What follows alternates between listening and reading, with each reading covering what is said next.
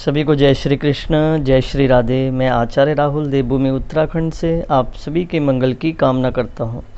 आशा करता हूँ आप सब स्वस्थ होंगे, आनंद में होंगे। ठाकुर जी से मेरी यही प्रार्थना है। सज्जनों, आज की वीडियो बड़ी ही खास होने वाली है उन लोगों के लिए जिनकी मेष राशि है।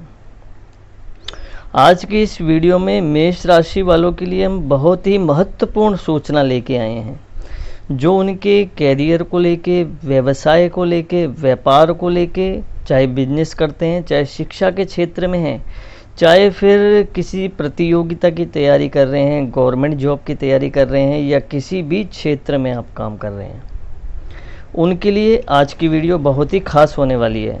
धन व्यापार क्या कहती है, क्या शुभकामनाएं उनके लिए। और ये विषय आज इसलिए भी आपके सम्मुख लेके आया हूँ क्योंकि 16 अगस्त से 7:53 से सिंह राशि में भगवान सूर्य का प्रवेश हो रहा है। और आप जानते हैं कि सूर्य जो हैं वो सूर्य आत्मा जगतस्तस्तु खश्च, सूर्य जो है वो जगत की आत्मा भी है और संपूर्ण नवग्रह मंडल के अधिपति अर्थात राजा भी हैं। तो उनका प्रवेश जो है वो सिंह राशि में हो रहा है। इससे इस राशि परिवर्तन से और 1 महीने तक रहेंगे, संक्रांति से संक्रांति तक। तो 1 महीने में क्या क्या गुड अपॉर्चुनिटियाँ और क्या क्या भाग्य का परिवर्तन मेष राशि वालों के जीवन में होने वाला है और क्या क्या उनको करना चाहिए, उपाय भी बताऊंगा क्या क्या उन्हें इस 1 महीने में करना चाहिए। क्योंकि सूर्य जो है वो भाग्य परिवर्तन भी करेगा। गवर्नमेंट जॉब के लिए जो तैयारी कर रहा है उनके लिए भी एक विशेष अपॉर्चुनिटी लेके आएगा। और संपूर्ण जैसे शारीरिक कोई कष्ट हो तो उनके निवारण के लिए भी बहुत अच्छे अच्छे उपाय मैं बताने का प्रयास करूंगा। बहुत ही छोटा उपाय बताऊंगा कि आप सटीक रूप से कर सकें, क्योंकि सूर्य निर्भर करता है आपके भाग्य पे, व्यापार पे और आने वाले आपके भविष्य को लेकर। तो आइए हम जानते हैं कि किस प्रकार का सूर्य का सिंह राशि में प्रवेश होना मेष राशि वालों के लिए खास होने वाला है। सज्जनों, सूर्य जो है वो सिंह राशि में प्रवेश करेंगे तो मेष राशि वालों को विशेष रूप से उनके 5वें भाव में सूर्य जो है वो गोचर करेंगे।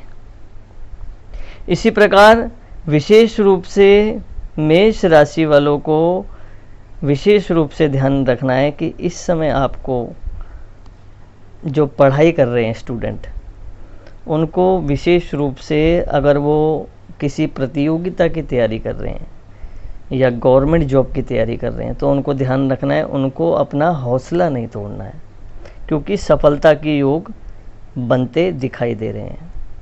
इसी प्रकार साथ साथ स्टूडेंट के लिए एक विशेष रूप से बात करूं तो आप पूजा पाठ में ज़रूर अपना मन लगाएं।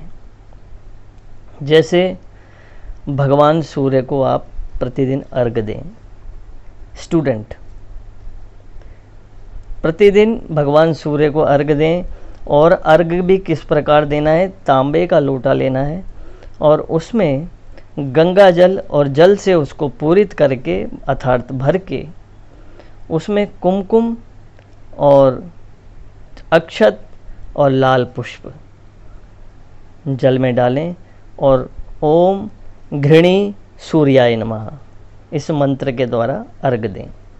घृणी सूर्याय नमः अगर नहीं बोल पाते हो तो ओम सूर्याय नमः इस मंत्र के द्वारा आप भगवान सूर्य को अर्घ दे सकते हैं।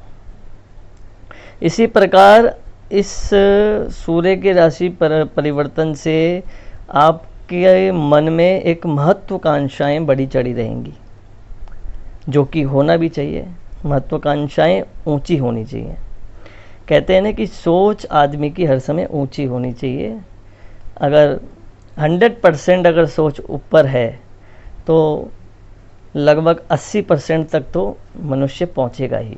लेकिन जिसकी महत्वाकांक्षा ही नहीं है, जिसकी सोच ही बड़ी नहीं है, वो कहाँ तक पहुंचने वाला है, आप खुद विचार कर सकते हैं। तो इस प्रकार थोड़ा सा अगर परिवार में माता पिता का थोड़ा सा आपको ध्यान रखना है, संस्कारी बनना है, प्रेम से सबसे बात करनी है अपने बड़ों से। इसी के साथ साथ चिंता से मुक्त होंगे। सूर्य के राशि परिवर्तन से कोई जीवन में चिंताएं चल रही हैं तो उससे आप मुक्त होंगे। प्रेम जीवन में लव लाइफ जिनका है वो थोड़ा सा संघर्ष में हो सकता है, आपस में बोल चाल में मतभेद हो सकता है, लेकिन विचार ना करें, बात को आगे ना बढ़ाएं, बड़ी बुद्धि और विवेक से कार्य करें, संभल के रहें। इसी के साथ साथ नई अपॉर्चुनिटियाँ, चाहे व्यापार को लेकर हो, चाहे धन को लेकर हो, नए नए मार्ग जो हैं वो आपके प्रशस्त होंगे, बनेंगे। उनको आपको बड़े अच्छी तरीके से डील करना है। और विशेष रूप से सभी के लिए, सभी को भगवान सूर्य को प्रातःकालीन अर्घ जरूर देना है, सभी के लिए कह रहा हूँ मैं। और सूर्याष्टकम का पाठ करना है मेष राशि वालों को। तो विशेष रूप से इस बात का ध्यान रखें और अपने जीवन को सफल बनाएं। कई लोग जो हैं वो मैं देखता हूँ कि प्रातःकाल मेरे पास कई सारी कॉलें आती हैं। कई लोग कहते हैं कि हम सुबह जो हैं वो समय पे नहीं उठते हैं। अभी कुछ दिन पहले की बात है, कई लोग कॉल करके 2-3 लोग ऐसे बोल रहे थे हम सुबह जल्दी नहीं उठ पाते, तो हम सूर्य अर्घ कैसे दें? जब जागो तब सवेरा। लेकिन ऐसा नहीं है कि अगर आप लेट उठते हैं तो आपको अर्घ देना ही नहीं है। अगर आप 8 बजे भी उठते हैं, देखो वैसे तो प्रातःकाल उठ जाना चाहिए, अच्छी बात होती है, जितनी जल्दी उठेंगे उतना अधिक आप कर्म कर पाएंगे, कार्य कर पाएंगे। और प्रातःकाल की जो ऊर्जा होती है पूजा पाठ की, वो बहुत ही एक पॉजिटिव एनर्जी हमारे अंदर ला देती है, जो पूरे दिन, जैसे एक मोबाइल को चार्ज करना पड़ता है सुबह सुबह और वो पूरे दिन चलता है, वैसे ही प्रातःकाल भगवान सूर्य जब उदित होते हैं तो उनको सूर्य अर्घ जब हम देते हैं तो हमारे शरीर में भी ऊर्जा और एक नई उमंग हमें जीवन में आगे बढ़ने के लिए प्राप्त होती है, जिससे हमें जीवन में हमारे मंगलता आती है, हमारे आचरण में मंगलता आती है, हमारे व्यवहार में मंगलता आती है। जब हमारे आचरण व्यवहार में मंगलता आती है तो जीवन अपने आप सुखमय हो जाता है, मन शांत रहता है। तो आशा करता हूँ मेरी बात आपको समझ में आई होगी। तो विशेष रूप से मेष राशि वाले ध्यान रखें कि उनको किस प्रकार का क्या नई नई अपॉर्चुनिटियाँ मिलने वाली हैं, उसका ध्यान रखें। तो आशा करता हूँ मेरी बात आपको समझ में आई होगी। मैं आचार्य राहुल देवभूमि उत्तराखंड से आप सभी के मंगल की कामना करता हूँ।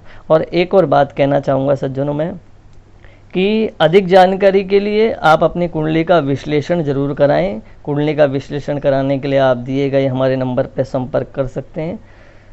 प्रोफाइल में, डिस्क्रिप्शन में हमारा नंबर रहता है, आप संपर्क कर सकते हैं और अपनी डिटेल व्हाट्सएप में छोड़ सकते हैं और जान सकते हैं अपने भविष्य के बारे में।